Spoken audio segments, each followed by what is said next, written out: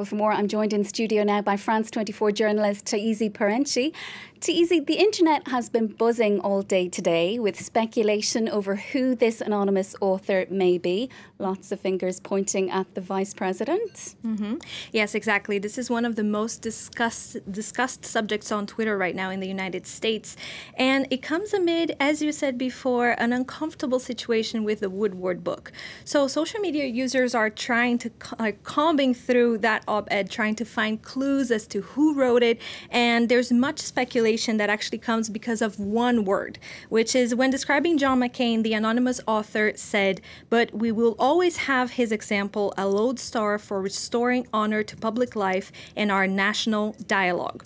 And I think we can agree that lodestar is not really a word that we use usually in life. So people are actually saying, since there is actually one person who uses that word very much, and that is Mike Pence, as you said.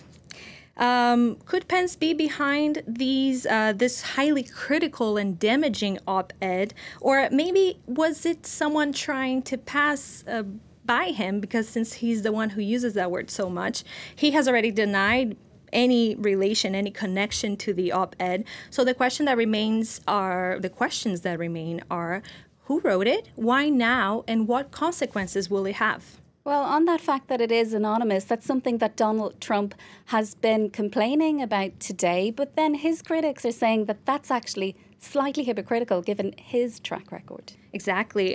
This morning, President Trump lashed out on Twitter as usual, questioning if this senior administration official really exists and telling the New York Times to reveal their sources as a matter of national security. But Twitter users are questioning if Trump's own relationship with anonymity. All through his presidential campaign, he mentioned anonymous sources whenever he wanted to talk about figures or whenever he wanted to tell a story. For example, he talked about his friend Jim, who is nowhere to be found, and the White House hasn't really denied if he exists or not. People are questioning.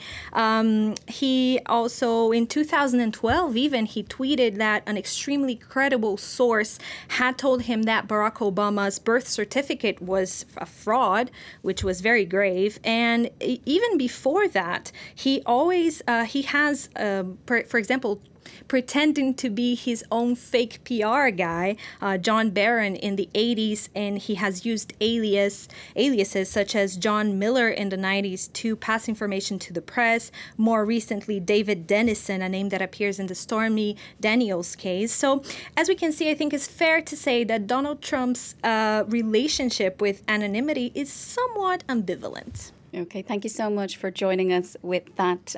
That's Taizi Parenti, France 24 journalist.